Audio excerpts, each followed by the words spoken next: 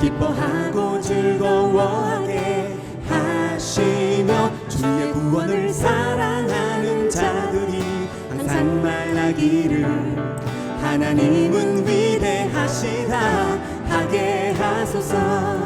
주를 찾는 모든 자들이 주로 말미암아 기뻐하고 즐거워하게 하시며 주의 구원을 사랑하는 자들이 항상 말하기를 하나님은 위대하시다 하게 하소서. 주는 나의 도움 나를 건지시느니 여호와여 지체 말고 내게 임하소서. 가난하고 궁핍한 내 마음 가운데 여호와여 속히 임하소서.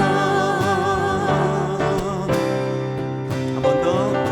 주를 찾는 모든 자들이 주로 말미암아 기뻐하고 즐거워하게 하시며 주의 구원을 사랑하는 자들이 항상 말하기를 하나님은 위대하시다 하게 하소서. 주는 나의 도움 나를 건지시느니 여호와여 지체 말고 내게 임하소서. 가난하고 궁핍한 내 마음 가운데 여호와여 속히 임하소서. 주는 나의 도움 나를 건지시느니 여호와여 지체 말고 내게 임하소서. 가난하고 궁핍한 내 마음 가운데 여호와여 속히 임하소서. 주는 나의 도움 나를 건지시느니 여호와여 지체 말고 내게 임하소서. 가난하고 궁핍한 내 마음 가운데 여호와여 속히 임하소서. 여호와여 속히 임하소서.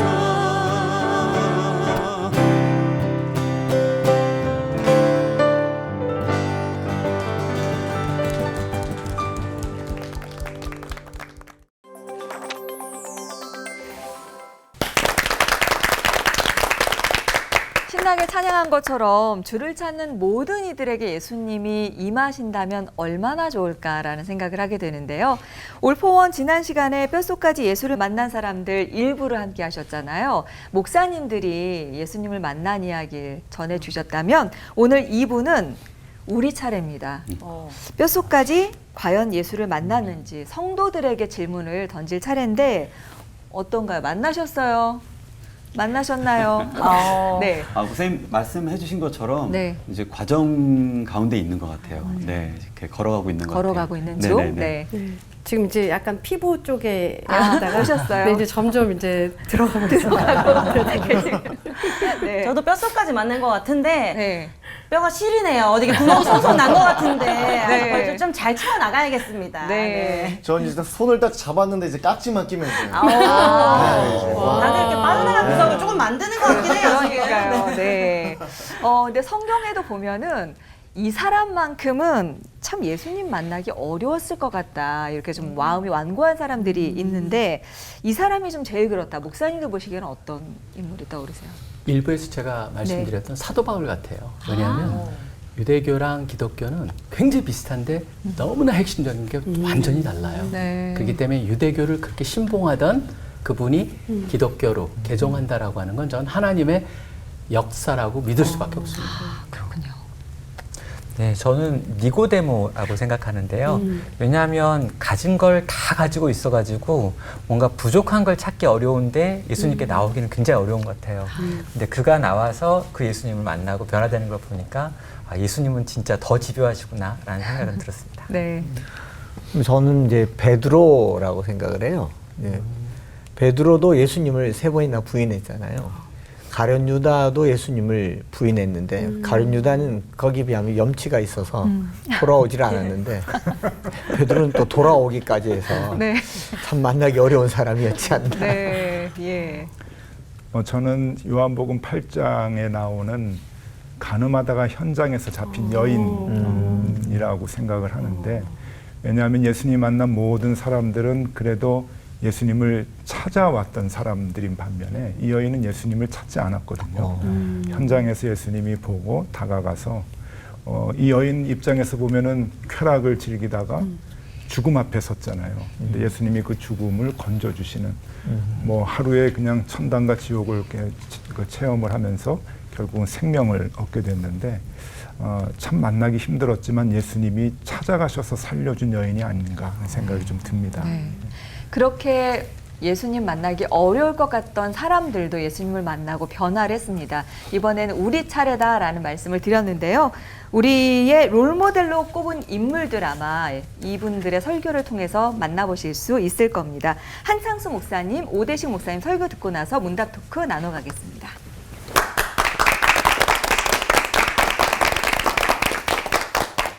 유럽의 교회들의 이 종탑, 제일 끝에 첨탑에 십자가가 없다는 것 혹시 아셨어요? 우린 교회 끝에 십자가가 있는데 유럽의 교회들은 그 첨탑, 피레침 있는 그 지점에 닭 모양의 깃발이 있는 것을 곳곳에서 보게 될 겁니다. 혹시 여행 가게 되면 한번 보시면 알 텐데, 그래서 왜 이게 십자가가 아니고 닭이냐 했더니 뭐 닭 울음소리에 일찍 일어나라 뭐 이런 말도 하지만 우리는 알만한 사람들은 알잖아요. 닭 그러면 예수님께서 베드로에게 닭 3번 울기 전에 혹은 닭 울기 전에 네가 3번 나를 부인하리라. 그래서 유럽의 높은 건물 첨탑에 있는 높은 곳에는 십자가가 아니라 회개와 경종을 가르치는 이제 닭의 모양이 있다라는 것을 우리가 알게 되는데요. 저는 오늘 뼛속까지 예수님을 만난 사람으로 베드로를 소개하려고 합니다. 사실 뼛속까지 예수님을 만나려고 하면 뼛속까지 치부가 드러나야 되잖아요. 뼛속 깊숙한 곳에 있는 우리의 상처와 아픔과 실패가 드러나야 그 자리가 주님 들어올 자리가 아닌가 생각을 해본다면, 베드로는 예수님의 수제자고 초대교회 이후로 지금까지 1번 제자로 알려져 있지만 무엇이 베드로를 수제자로 만들었는가? 그것은 베드로의 영성, 기도, 성령 충만, 복음 증거라기보다는 깊은 실패가 그를 오늘의 베드로를 만들지 않았나 생각을 해보게 되는 거죠. 요한복음 21장에 보면 부활하신 예수님께서 베드로에게 3번째로 나타난 내용의 기록이 있습니다. 디베랴 호수에서 자기를 나타내셨으니 나타내신 일이 이러하니라로 시작되는 21장에 24절에 보면 3번째로 예수님께 나타났다라고 얘기를 하는데, 이 부활하신 주님을 이미 2번이나 봤는데도 불구하고 베드로는 21장 3절에 보면 나는 물고기 잡으러 가노라 하고 혼자 가지 않고 제자들까지 데리고 가서 싹 다 원래의 직업으로 되돌려 놓습니다. 가룟 유다보다도 더한 배신을 만들어내지 않았나 생각을 하는데요. 그리고 그날 밤에 아무것도 잡지를 못했던 이 뼈아픈 실패의 기록이 요한복음 21장이고, 이걸 누가 기록했느냐? 2인자이고 3인자였던 요한이 마치 고발하듯이 너 이런 사람이야 라고 말하고 있는 게 요한복음 21장이 아닌가 생각을 하는 거죠.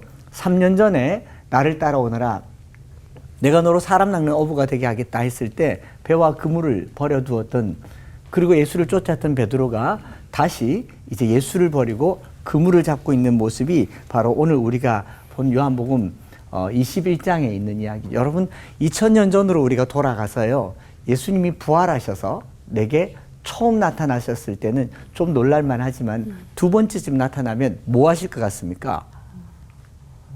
얼마나 신나겠어요. 저는 상상을 해봤는데 예수님이 부활하셔서 2번째로 나타나셨으면 일단 손을 딱 잡고 대제사장에게로 가서 야, 너 나와.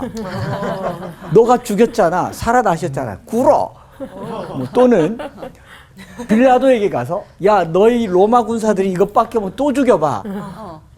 그만큼 신나는 일이고, 오늘날 우리 개신교회에서 연중에 가장 큰 행사 중에 하나가 부활절이고 퍼레이드도 하고 예수 부활했으니를 외치지만 부활하신 예수님을 2번이나 봤는데 다시 디베라 바다에서 물고기를 잡고 있다. 이거 염치가 없는 짓 아닌가요? 이런 염치가 없는 중에 베드로가 왜 이랬을까 생각해 본다면 바로 예수님 잡히시기 직전에 잡히시는 그날 밤에 대제사장의 뜰에서 예수님이 그 전날 말했던 너가 닭 울기 전에 3번 나를 부인할 것이라고 예고까지 했음에도 불구하고 대제사장의 뜰에까지 따라가서 예수님을 모른다고, 나는 모른다고, 마지막 3번째는 저주하며 부인했던 그 베드로, 염치가 없어서 물고기를 잡았는지는 모르겠지만 그 물가에서 밤새 물고기를 잡고 있는 베드로를 쳐다보는 예수님께서 한마디 던지세요. 아무것도 못 잡았는데 이렇게 말하죠. 얘들아, 너희에게 고기가 있느냐. 성경 말씀 보면 예수신지를 알지 못하더라 라고 얘기를 해요. 그 거리가 한 100m쯤 되는데 예수신 줄 알지 못한다라는 것은 예수님이 사람의 모양 그대로 부활하셨고 사람처럼 말씀하신 거죠. 그러니까 복화술로 예수님처럼 정말 하나님처럼 물 위에 떠 있는 베드로와 제자들에게 100m 떨어져 있으면 멀지 않습니까? 얘들아, 너희들에게 고기가 있느냐? 그랬으면 예수님인 줄 바로 알았을 거예요. 그런데 그냥 소리를 지르는 거죠. 얘들아, 너희에게 고기가 있느냐? 이 헬라 말로는 파이데이아 메티 프로스파게온 에케티라는 말을 썼는데 그 다른 영어 성경에는 이렇게 번역되어 있죠. Children, you have no fish, have you? 혹시 부가 의문문 들어보셨어요? 돈 100억 없죠? 그렇죠? 제가 몰라서 묻는 걸까요? 알고 묻는 걸까요? 알고 묻는 거죠. 예수님께서 제자들에게 얘들아 너희에게 고기가 없지 그렇지 라는 말은 없는 줄 알고 묻잖아요. 그물을 오른편으로 던지라고 하시고 나오라고 하시는데 이걸 100m 떨어진 곳에 소리 지른다고 생각해 보면 사람처럼 얘들아 너희에게 고기가 없지 그렇지 얼마나 기분 나쁘겠습니까? 그들의 실패를 그대로 드러내면서 그러니 그물 오른쪽으로 던지고 빨리 나와. 그래서 느닷없이 던졌는데 153마리. 우리는 153마리의 방점을 두지만 예수님의 방점은 그게 아니라는 거죠. 그만 그물 던지고 나오라는 거죠. 나왔을 때 그들 앞에 펼쳐져 있는 구운 고기와 모닥불과 조반. 물속에 퐁당 빠졌던 베드로는 너무 부끄러웠을 거고 밤새 그들이 탄 배에 물고기를 채우려고 했지만 자기 배가 텅 비어 있다는 것을 못 느꼈을 때 밥 먹자란 말 그 한마디에 베드로는 와라락 무너졌을 것 같아요. 우리가 예수님을 뼛속까지 만난다라고 했을 때 예수님을 대면하는 것으로 만난다라고 말할 수 없죠. 어떤 상황에서 어떤 예수님을 만났느냐라는 건데 예수님은 인생의 실패의 가장 처절한 중에 그들의 물가에 오셔서 이리 나와서 밥 먹자. 우리 경상도 정서는 이러지 않습니다. 그냥 정강이를 걷어차면서 뒤통수를 한 대 때린 너희 자식 내가 부인할 거라고 얘기했잖아. 그걸 못 참아 한마디 들으면 시원할 텐데 예수님께서 아무 말 하지 않고 밥 먹자. 이거 참 무서운 말이잖아요. 저는 이게 사랑이라고 생각합니다. 그 후로 3번 사랑을 물었을 때 베드로의 사랑을 묻는 게 아니라 나는 너를 사랑한다라는 3번의 주님 고백같이 들려서 우리가 뼛속까지 주님을 만난다라는 말은 뼛속까지 주님의 용서를 경험하는 것이 아닌가. 가장 실패했을 때, 가장 처절한 자리에 있을 때 그를 용서하시는 분이 예수님이라는 걸 안다면 오늘 교인들이 죄를 지었을 때 또 낙심했을 때 하나님을 만날 만하지 않을 그때가 가장 주님 만날 때인 줄 믿습니다. 기도하겠습니다.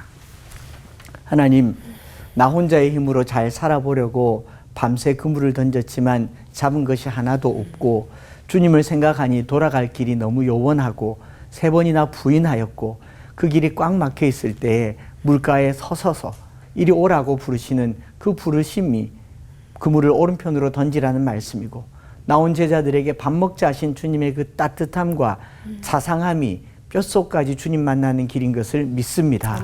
오늘 우리의 삶에 깊은 낙심과 좌절과 아니 심지어 깊은 죄 가운데 있을지라도 우리를 용서하시는 주님께서 손 내밀어서 밥 먹자 하시는 그 사랑을 경험하게 하여 주시옵소서.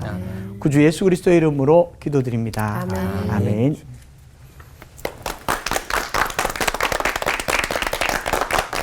저는 이제 네 번째 설교자인데요. 마지막 설교여서 저는 예수님을 뼛속까지 만난 한 사람을 얘기하기보다는 예수님을 뼛속까지 만났을 때 어떤 모습으로 변화되는가 하는 것을 같이 생각을 해 보려고 합니다.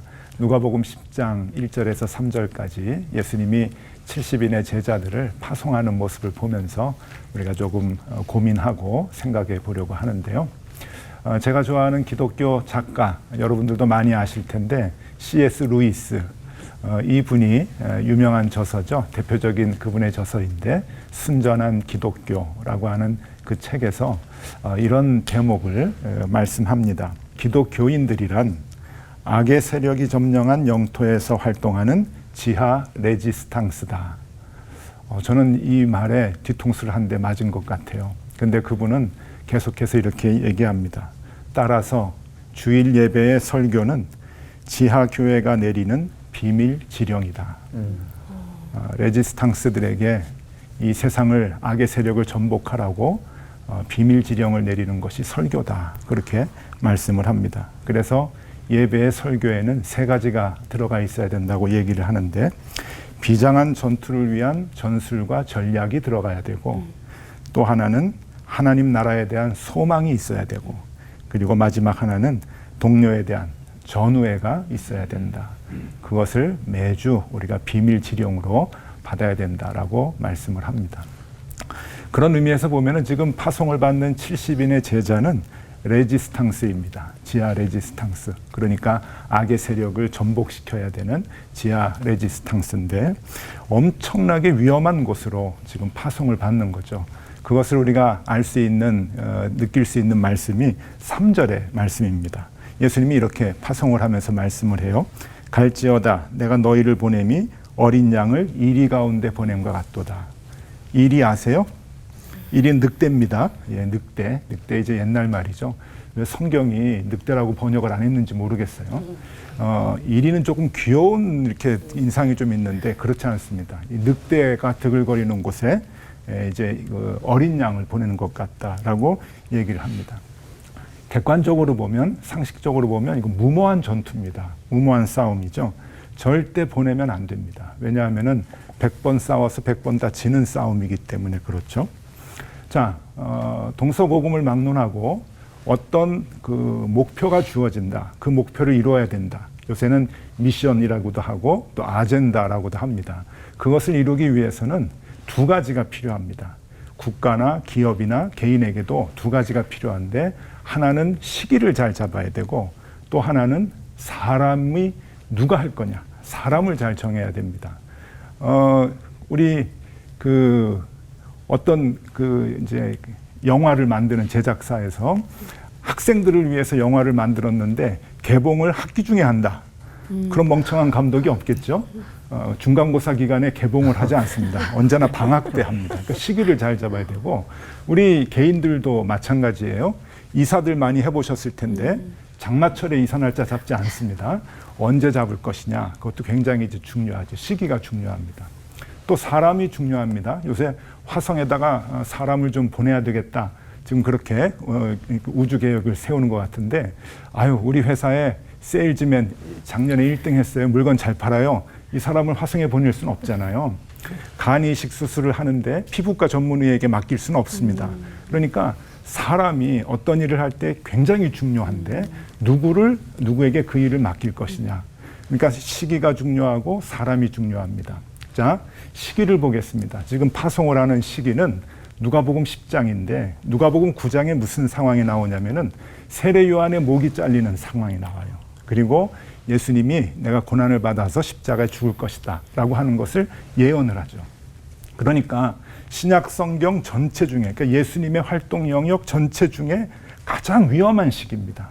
이때는 예수님을 따라 사는 사람들이 숨어야 되는 시기예요. 그래야 사는 시기인데 근데 이 가장 위험한 때 세례 요한의 목이 잘리고 그 다음에 헤롯 왕이 그리고 빌라도가 예수님을 주시하고 있었던 그때에 예수님이나 예수님을 추종하는 사람들이나 다 숨어야 되는데 숨진 않고 파송을 하는 거예요. 드러나는 곳으로.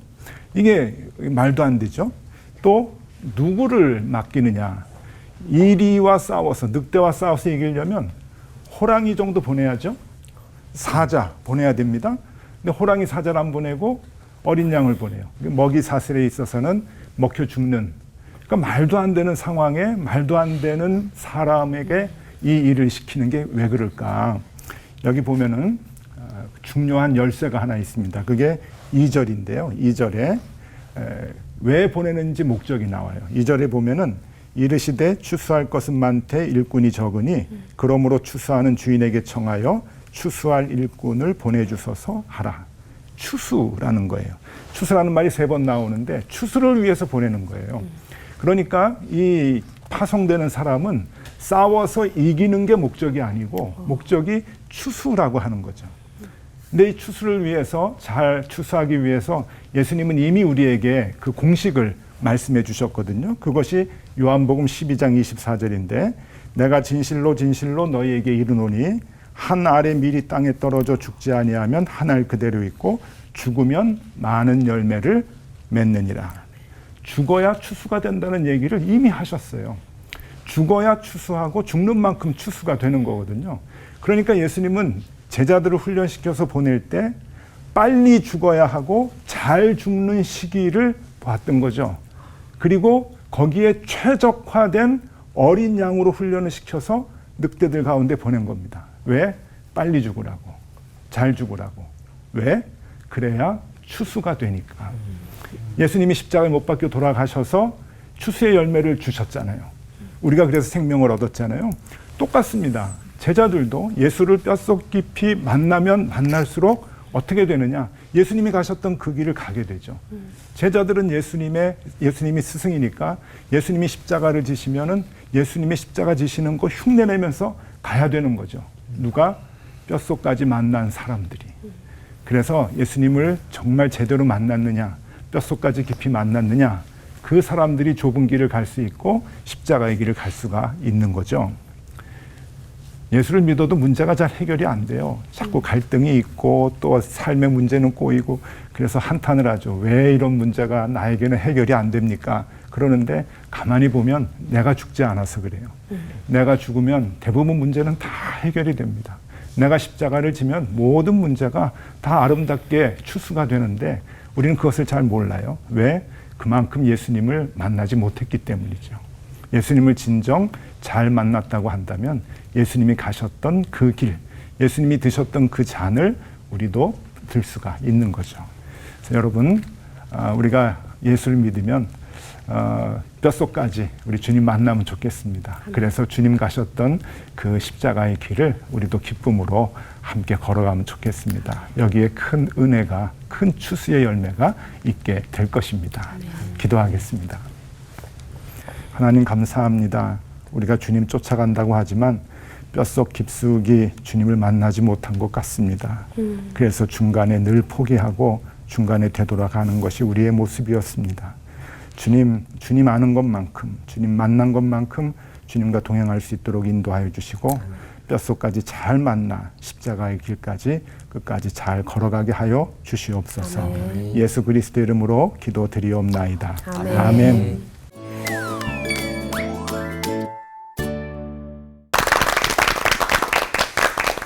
뼛속까지 예수님을 만난 사람들 만나고 있습니다. 목사님들 설교를 통해서 정말 예수님 속썩이고 그렇게 말 안 듣고 그러던 베드로도 예수님을 제대로 만나니까 이렇게 변화되는구나라는 걸 알게 되면서 우리에게도 좀 도전이 되는 것 같고요.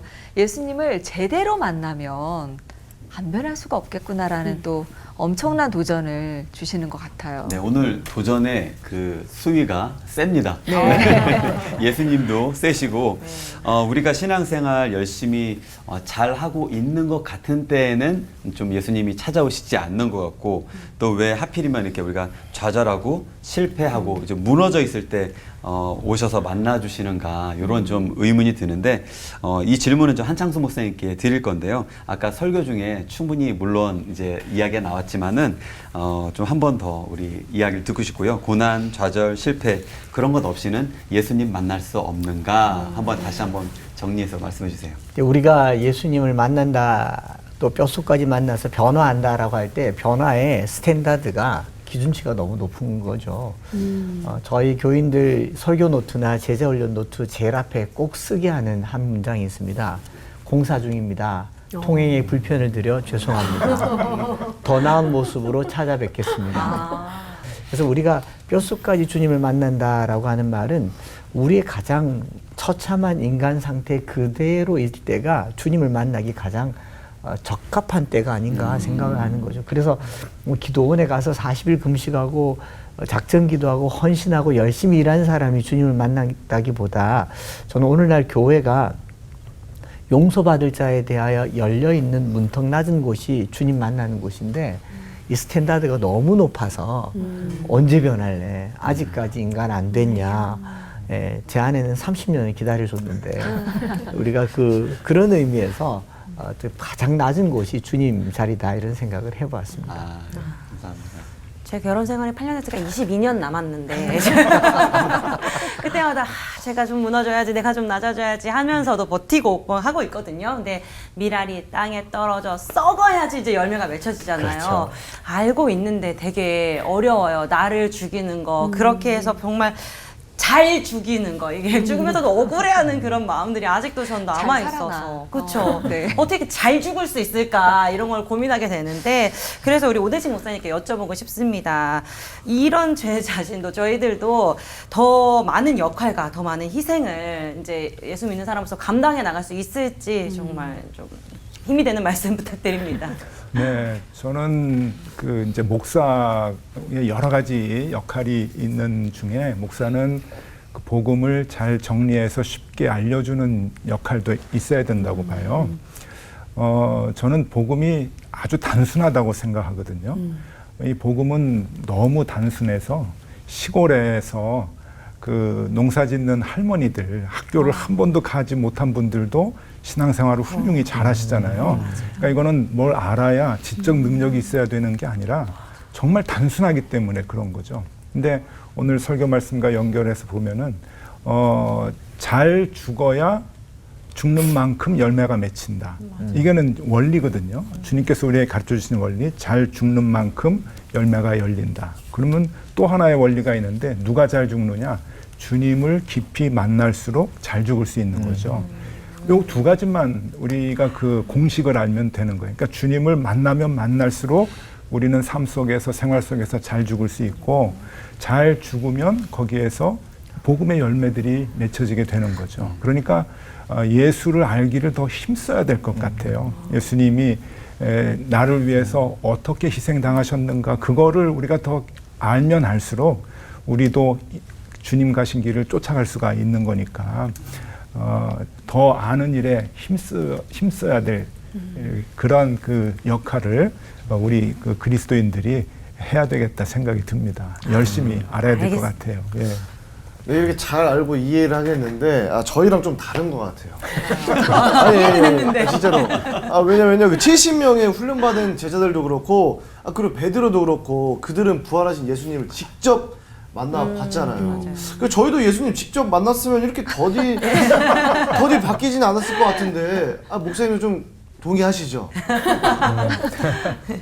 우리 한 분씩 좀 듣고 싶어가지고요. 다르죠. 다르죠. 그게 경험이 다르니까 다르죠. 근데 어느 게 더 유리하냐라고 하는 생각을 했건 조금 또 다른 문제예요. 예를 들자면은 그 가룟 유다 같은 경우는 예수님하고 거의 살았어요. 3년을요. 그런데도 믿지 않았어요. 그리고 그뿐만 아니고 예수님 부활하셔가지고 그들 앞에 나타나셔서 경배를 했다라고 하는 게 마태복음 28장에 나오거든요. 끝부분에. 근데 그 중에도 의심이 있었어요. 그리고 도마를 향해서 주신 그 예수님의 말씀도 보지 않고 믿는 자는 복되도다 그러는데 말씀 자체가 뭐 더 복되다라는 말은 안 쓰셨지만 상황 속에서 보면은 더 복된 것 같이 느껴지잖아요. 읽으면요. 이제 그런 것들이 제가 보기에 꼭 경험을 해야지 그들이 더 유리하냐? 전 그렇게 생각하지 않습니다. 우리는 오히려 그들은 경험을 하지만 그걸 해석할 수 있는 기준이 없어요. 근데 우리는 성경이라고 하는 완성된 하나님의 특별 계시가 있기 때문에 저는 그것을 통해서 오히려 더 어떻게 보면은 그들보다 경험보다 더 온전한 도구를 갖고 있는 게 아닌가 또 그렇게 볼 수도 있다라고 생각합니다. 저는 이제 질문하신 게 우리도 옛날에 그 2000년 전에 그 예수님을 만난 분들 같이 우리도 많이 변할 수 있을 텐데 만났으면은. 근데 여기에 굉장히 그 중요한 그 신앙의 고백이 있어야 되는 것 같아요. 그게 뭔가 하면은 주님은 언제나 살아계신다.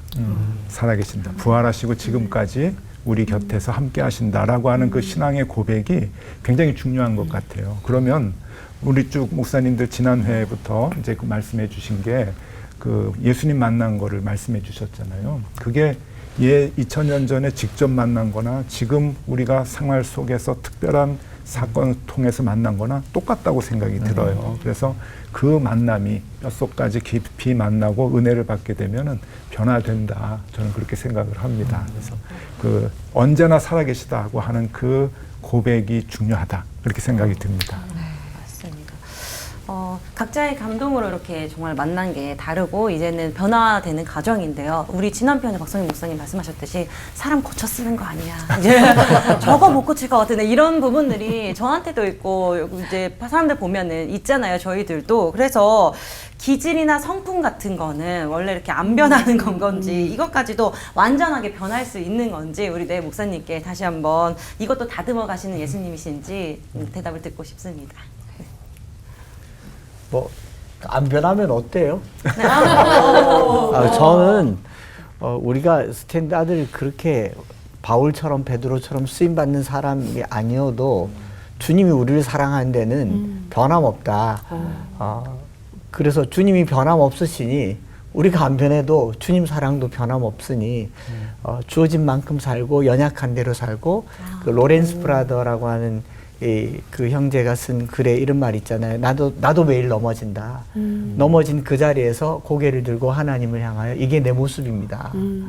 하나님의 임재를 우리가 느낀다고 하는 것은 내 상태가 아니라 주님의 신실하심이기 때문에 저는 변하지 않는 것 때문에 제가 목사로서 변화를 주는 설교를 위해서 애를 많이 썼거든요. 일주일에 10번 설교하고 1년이면 520번이잖아요. 그 10년 목회하면 5200번 설교를 듣고요. 우리 성도들 아무도 안 변했거든요. 설교가 사람 못 바꾼다는 것을 10년 만에 알았어요. 그런데 그러고 알게 된 사실은 우리 주님은 변하지 않은 우리 모습도 여전히 사랑하신다는 사실이었죠. 그래서 그게 우리를 바꾸더라고요. 그 기질과 성품 중에서 저는 기질은 잘 안 바뀌는 것 같아요. 맞아요. 그러니까 MBTI를 뭐 I를 E로 바꿔주세요. 뭐 그래가지고 쉽게 일어나는 것 같지 않아요. 그건 타고난 게 있기 때문에. 네. 그렇기 때문에 기질의 문제랑 성품을 얘기할 때 성품에는 문제가 있는 건 그렇지만 하나님께서 고쳐가신다고 저는 믿어요. 그렇기 때문에 그 사람이 잘못된 걸 하나님께서 버려두신다. 그렇게 생각하지 않죠. 근데 우리가 보기엔 답답하거든요. 맞아요. 더 빨리 자랐으면 좋겠는데 근데 잘 생각해 보세요. 전 콩나물 시루에 물 부으면 다 빠지는 것 같잖아요. 근데 그 콩나물 시루에 물을 부었을 때 다 빠지는 게 아니고 조금은 거기에 묻어가지고 콩나물이 자라게 돕는 거거든요. 그렇기 때문에 상당한 우리는 뭐 답답해하지만 하나님의 답답함은 상상을 초월할 거라 생각이 들어요. 그러니까 계속 물만 붓고 계시는데 지금 그런데 결과적으로 보면 잘한다는 것이죠. 그리고 잘하죠. 변한다는 것이죠. 그래서 저는 그거를 좀 이렇게 나눠서 봐야 되지 않을까 생각을 해봅니다. 네. 저는 그 기질과 성품, 그 이제 공식과 원칙을 참 좋아하는데 제 나름대로 이렇게 이제 정리를 하는 거죠, 신앙에 대해서. 저는 여기 이제 두 가지 저는 이제 정리를 해봤는데 첫 번째는 하나님은 기질과 성품을 원하시면 바꾸실 수 있다. 못 하시는 게 없으니까 원하시면 하나님은 바꾸실 수 있다. 그게 이제 첫 번째 신앙의 고백이고 또 하나는 하나님은 우리의 기질과 성품을 사용하신다. 사용하신다. 뭐 바울의 기질 사용하셨고 모세의 기질, 베드로의 기질 다 사용하셨잖아요. 그래서 사용하신다. 그 두 가지가 우리의 신앙의 고백이 되면 좋겠습니다. 네. 저는 하나님께 대한 제 고백 중에 하나가 하나님은 이렇게 장인이시다라는 생각이 있어요. 제가 이제 어디선가 들었던 이야기인데 이 장인의 특징은 뭐냐면 원재료가 가지고 있는 특성을 잘 살려내는 게 장인이다. 그래서 그걸 설명하면서 나무를 다 갈아가지고 합판을 만들면 쉽게 건물을 지을 수 있지만 그 나무가 가지고 있는 그 결, 그리고 나이테, 그리고 상처 때문에 만들어진 옹이 같은 것들 있잖아요. 근데 이런 것들을 잘 살려서 무언가를 만들어내는 걸 장인이라고 한다. 근데 하나님은 우리가 가진 기질, 또 상처, 또 여러 가지 인생에 경험했던 여러 가지 사건들마저도 당신의 방법으로 가장 선한 것들로 빚어내시는 분인 것 같아요. 그래서 그분은 늘 뭔가 작품을 만들고 있고 그래서 우리가 그분의 작품이 되는 것 같습니다. 그러니까 똑같은 걸 짜 맞춰가지고 팍팍 찍어내시는 분이 아니라 나는 나대로 너는 너대로 만들고 쓰임새가 있게 빚어가시는 그 과정을 저는 걸어가고 있고 함께 걸어갔으면 좋겠어요. 찬양 중에 토기장이 찬양처럼 우리를 빚어가시는 하나님을 신뢰하고 믿는다면 조금 아파도 참을 수 있고 그리고 하나님께서 빚어가시는 그 모습을 기대하면서 같이 걸어갈 수 있을 것 같습니다. 베드로의 변화를 오늘 또 우리가 묵상해 봤는데요.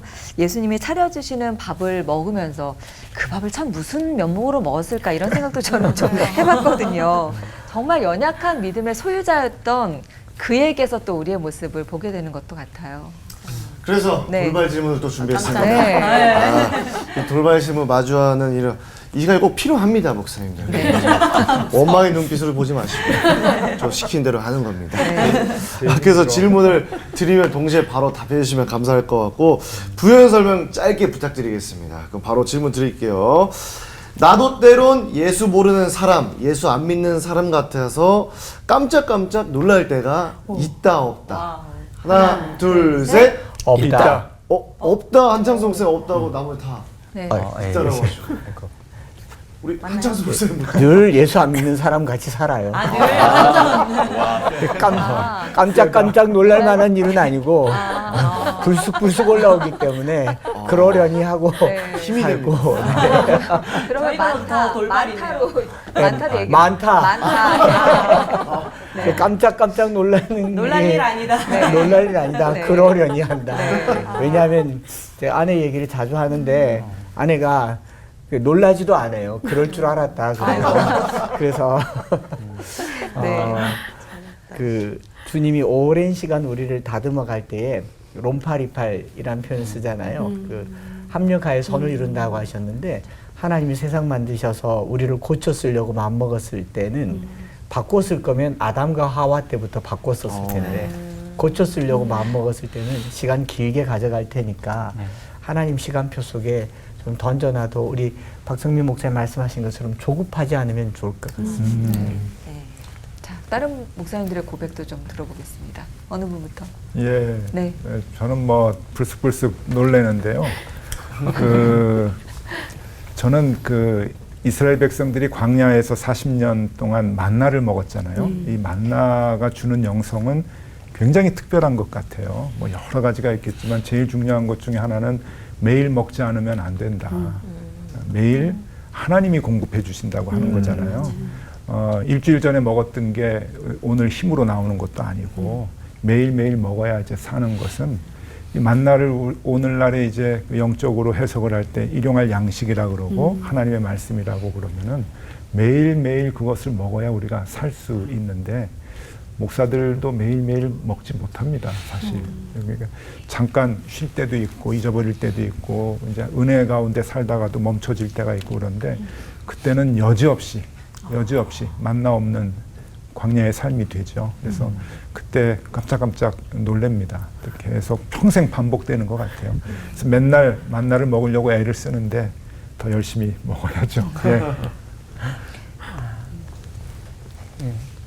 그러니까 정말 이렇게 흘러가는 물 위에 있는 것 같아요.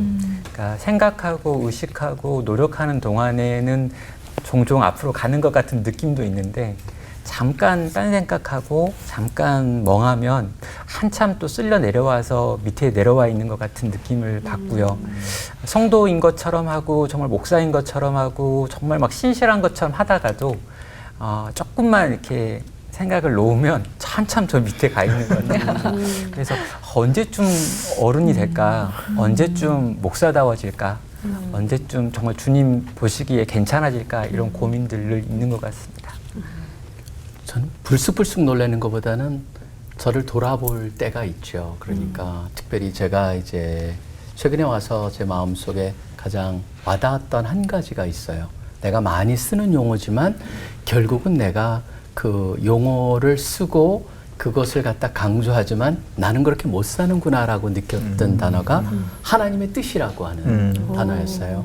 그러니까 늘 기도하면서 우리가 이것을 하겠습니다. 주님 도와주시고 이 일이 일어나게 하여 주시고 우리를 통해서 저희를 하길 원합니다라고 다 했는데 청산해 보면은 그리고 그 안에 보면 그런 얘기를 하죠. 주의 뜻대로 해달라고.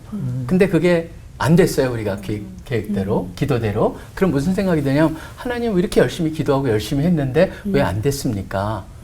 라고 한다면 사실은 있는 그대로를 받아들일 수 있어야 되는데 그 과정 속에서 제가 저한테 질문했던 건 뭐냐면 하나님의 뜻이라고 하는 말을 통해서 하나님조차도 우리가 원하는 우리의 뜻을 이루기 위한 도구로 사용한 것이 아닌가라고 하는 그런 생각을 참 많이 했어요. 그러면서 맞구나, 내가 제일 먼저 무너져야 되고 버려야 되고 받아들여야 될 게 뭐냐 하면 바로 내가 원하는 뜻을 하나님의 뜻이라는 걸로 혹시라도 포장해가지고 기도하고 있지 않는가. 진정한 하나님의 뜻이 나의 삶과 나의 사역에서 이루어지는 게 무엇일까. 그걸 못했기 때문에 사실은 크게 놀라고요. 그 다음에 불쑥불쑥 놀라는 것 이상이라는 생각이 듭니다. 그래서 지금도 계속 반성하면서 그 길을 찾아가고 있습니다. 네. 내 뜻대로 마옵시고 아버지의 뜻대로 하시옵소서라는 기도를 하는 것 같지만 자세히 들여다보면 아니다라는 목사님의 솔직한 고백이었는데 뭐 예외가 있는 분이 별로 없을 것 같다는 생각도 좀 들고요. 근데 목사님 말씀처럼 뼛속까지 우리를 믿고 계시는 예수님이 계시니까 다시 한번 또 힘을 낼 수 있고 달려갈 길을 마칠 때까지 좀 노력해 볼 수 있는 거 아닌가 싶네요. 네, 이렇게 그렇게 또 진짜를 살아내시는 분들이 주변에 좀 있으실 것 같은데 목사님들 주변에 진짜 뼛속까지 예수님을 깊이 만난 사람처럼 살고 계신 분들의 그런 이야기를 좀 나눠주시면 좋겠습니다. 저부터 시작을 할까요? 저는 사실 제가 싱가포르에서 3년을 이제 그 신학교에 있으면서 거기서 한 분을 만났어요. 그분은 그때 싱가포르에서 김치 공장을 하시면서 김치를 만들어 가지고 싱가포르 한인들한테 그 김치를 팔던 분이세요. 근데 제가 이제 그분하고 교제를 하면서 나중에 알게 된 거는 그분은 사실 결혼을 신앙이 참 좋은 분이세요. 진짜 좋은 분이시고 결혼을 했고 자녀들이 있음에도 불구하고 하나님께서 선교사로 불러주셨다라고 하는 그 확신 속에서 다 내려놓고 전 세계를 다니면서 선교를 하시는데 싱가포르에서 김치. 그전엔 왜 그렇게 됐냐면 대만 가서도 거기서 이분이 하시는 게 공사 같은 데 가서 케이터링을 하세요.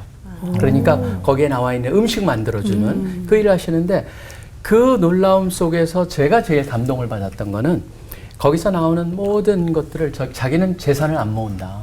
그러면서 나오는 모든 유익을 선교사님들 향해서 다 쓰세요.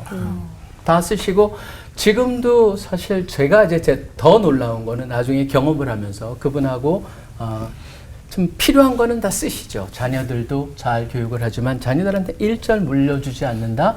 그리고 또 어떤 얘기까지 하냐면 사실 남편이 이제 돌아가셨어요. 돌아가시니까 유족연금이 나오잖아요. 남편이 해놓으셨던 걸. 그 유족연금을 있는 그대로 저희 사역을 해서 그대로 보내세요. 제가 사실 그분한테 재정 때문에 말하는 것이 아니고 제가 그분을 안 게 1900년도 말부터 지금 2000년 바로 전부터 지금까지 알아오면서 진짜 뼛속까지 하나님에 대한 신뢰 그리고 삶을 지금 연세가 70이 넘어가시는데도 지금도 변함없이 그런 삶을 사시는 그분이야말로 저는 늘 기도할 때 주님 제가 저분을 닮고 싶고 저분과 같은 분들이 이 땅에 좀 더 많아지게 하시옵소서라고 하는 기도를 합니다. 제가 베드로를 얘기한 것도 마찬가지지만 우리가 예수님을 깊이 만나서 주님 앞에 아주 헌신적인 삶을 산다는 데 대한 이 사례가 가끔은 죄에 빠졌거나 하나님을 좀 멀리 떠났거나 탕자들이 돌아올 길을 큰 산처럼 느껴질 때가 있더라는 거죠. 목회를 하면서 주님이 언제라도 돌아올 수 있도록 찾아가신 곳이 그 디베라 바닷가였다면 오늘날 젊은이들이 신앙생활함에 있어서 내가 실패했을 때 주님을 만날 수 있는 기회가 주어진다라는 것을 꼭 알리고 싶었어요. 왜냐하면 저희 딸이 대학 1학년 때 선배들이 주는 주님을 다 받아서 마음속 깊이 영접하시고 그날 집에 안 들어왔어요. 3시가 됐는데 안 들어왔어요. 제가 새벽 기도를 가야 되는데 딸이 안 들어오니까 이제 찾아 나섰죠. 대학 근처를 다니면서 찾아 나섰는데 친구 자취방에 깊이 입신해 계시더라고요. 그래서 너무 속이 상해서 이 아이를 들쳐업고 집에 데리고 와서 이제 방에 눕혀놓고 새벽 기도를 갔는데 기도가 되겠습니까? 제 아내도 속이 상했고 아침에 이건 이제 제 딸이 자기 입장에서 1인칭 시점에서 얘기를 하는데 아침에 일어나서 목이 타잖아요. 목이 타서 물을 마시려고 나오려고 하는데 밖에 거실에 아내가 음식 차리는 딸그락딸그락 거리는 소리가 나서 못 나오겠는 거예요. 근데 나오면 맞아 죽을 거야. 근데 계속 1시간을 기다리는데 엄마가 방에 안 들어가고 계속 주방에 있으니까 목은 타서 죽을 것 같고 안 나가면 목말라 죽을 것 같고 나가면 맞아 죽을 것 같고 그래서 제 딸이 용기를 내서 죽어도 물 한 모금 먹고 싶자 그런 마음으로 문을 열고 나왔는데 제 아내가 밥 먹으라고 국 끓여놨다고 속이 쓰릴 텐데 밥 먹으라고 하는 그 말에 제 딸이 울컥해서 그때 자기 삶에 한번 전환점이 있었다라는 얘기를 철들고 얘기하더라고요. 그래서 이제 목사로서 이제 딸에게 얻은 교훈은 그런 거죠. 우리가 주님을 만날 때 실패했을 때가 어쩌면 큰 기회일 수 있겠다. 그런 생각을 하고 주님은 그 가늠하다 현장에서 잡힌 여인도 본인의 믿음과 관계없이 용서해 주셨던 것처럼 주님은 우리를 언제든지 만날 준비가 되어 있다라는 걸 꼭 말하고 싶었습니다. 네, 저도 목회하면서 정말 믿음의 분을 만났는데 2001년도에 남산에서 이제 높은 뜻 숭의교회 시작을 했는데 그때 처음부터 같이 있었거든요. 근데 제가 맡은 교구에서 김천에서 오시는 분이 계셨어요. 매주 부부와 세 아들을 데리고 김천에서 정말 일찍 오셔가지고 예배 드리고 내려가고 했는데 이분은 김천에서 뭘 하시는 분인가 하면은 설렁탕 하시는 분이세요. 그런데 예수를 얼마나 잘 믿는지 이게 뭐 내면의 영성이 있으면 외적 결단도 있어야 되잖아요. 삶이 너무 좋으신 거예요. 그리고 정직하게 장사하겠다. 그래서 정말 신선하고 좋은 뼈를 충분한 시간 우러내가지고 가마솥에서 그리고 그걸 한 그릇을 이제 파는데 정말 그 이제 유명한 집이었거든요. 이제 국물도 좋고 맛도 좋고 저의 교구이니까 제가 이제 자주 갔었는데 이분이 늘 하는 말씀이 예수님께 드리는 마음으로 이거를 만든다. 그러면서 한번 얘기를 하는 거예요. 한번 그 뼈를 공급해주는 고기 공급해주는 곳에서 늘 신선한 거를 줘야 되는데 잘못 줬대요.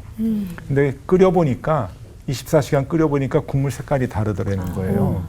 그래가지고는 그 전화를 했더니 죄송하다고 잘못했다고 우리가 다른 걸 보냈다고 이번만 좀 그냥 저기 하시라고 그러면서 그 고기를 공급하시는 분이 하는 얘기가 프림 좀 푸시라고 다른 데 다 그렇게 하니까 그 커피 프림 좀 푸셔라 이번만큼은 너무 화가 나가지고 다 가마솥 하나를 다 이제 버리신 거예요. 그리고 다시 다음날 고기를 받아가지고 다시 했는데 정말 장사를 하더라도 나는 예수님께 대접하는 마음으로 사람들에게 정직하게 하겠다. 그렇게 평생을 사셨고 그 사모님이 나중에 이제 암이 걸리셨어요. 암이 걸리셔서 대학병원에 이제 입원을 하셨는데 이렇게 그 이제 얼마 그 생존 기간이 얼마 남지 않은 걸 이제 그 아시고 그분이 살아있는 동안 몸을 움직일 수 있는 동안 모든 병동의 암 환자들에게 매일 복음을 전하는 거예요.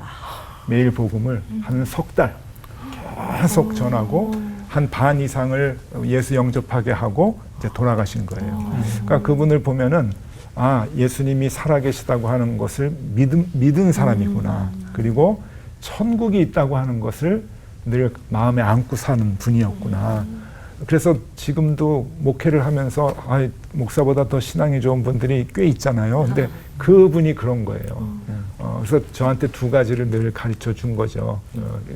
그 모든 일을 할 때 예수님께 하는 거, 그리고 천국의 소망을 매일 갖고 사는 거. 그래서 저한테 좋은 스승이 됐던 그러한 교인입니다. 예. 성경 속에서도 사실 그렇게 뼛속까지 예수를 닮은 사람들을 만날 수 있지만 일상에서 이렇게 만날 수 있는 인물로 얘기해 주시니까 더 도전이 되는 것 같거든요. 근데 뼛속까지 예수를 믿고 사는 사람들이 힘들기만 하면 또 안 되지 않습니까? 네. 뭔가 좀 누리는 복이 있다면 어떤 복을 누릴 수 있을까? 그것도 좀 궁금한데요. 이번엔 오대식 목사님부터 또 이렇게 볼까요? 네. 네. 저한테 그렇게 그 믿음의 본을 보여주셨던 그분들의 삶을 보면은 항상 그 기쁘세요.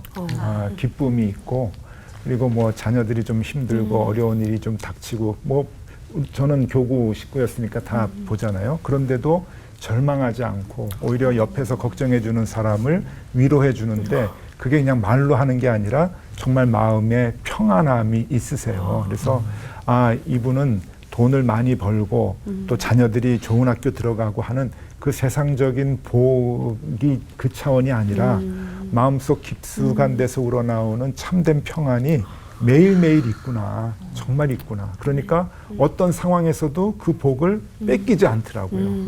그래서 참 예수 믿는다는 게 저런 거구나 라고 하는 것을 그분을 통해서 많이 배우게 됐죠. 지금도 그분 생각하면 너무 부끄럽습니다. 제가. 예. 네, 다 말씀해 주셔서 문득 그런 생각이 드는데 샬롬이라고 생각해요. 샬롬이란 말의 의미가 이제 우리가 생각하는 전쟁이 없는 상태, 평화로운 상태. 그것은 이제 팍스 로마나에서 나오는 정복된 상태를 샬롬이라고 하지만 히브리어에서 말하는 샬롬은 충만한 상태, 꽉 찬 상태.